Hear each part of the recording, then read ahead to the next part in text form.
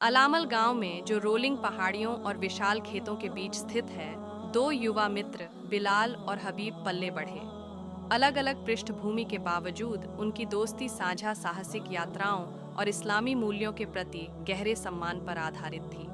पात्र परिचय: बिलाल एक ऊर्जावान और जिज्ञासु युवा, एक शिल्पकार का बेटा था।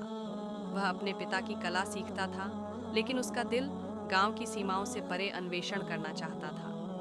हबीब शांत और बुद्धिमान गांव के इमाम का बेटा था। वह मस्जिद में कुरान की शिक्षा प्राप्त करता था। एक प्रेरक कहानी: एक संध्या को, जब आकाश नारंगी और गुलाबी रंगों में रंगा था, बिलाल और हबीब अपने पसंदीदा जैतून के पेड़ के नीचे बैठे हबीब के पिता से सुनी एक कहानी पर विचार कर रहे थे। यह एक बुद्धिमान व्यक्ति की कहानी थी, जिसने निस्वार्थ भाव से दूसरों की मदद की और सुख शांति प्राप्त की।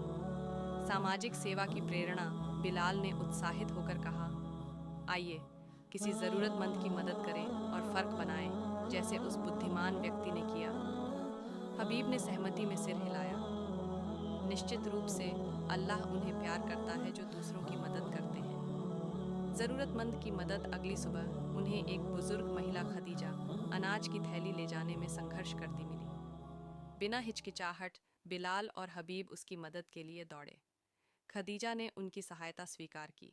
रास्ते में उन्होंने खदीजा की पुरानी कहानियों और पैगंबर मोहम्मद, शांति और आशीर्वाद उन पर हो, की शिक्षाओं को ध्यान से सुना।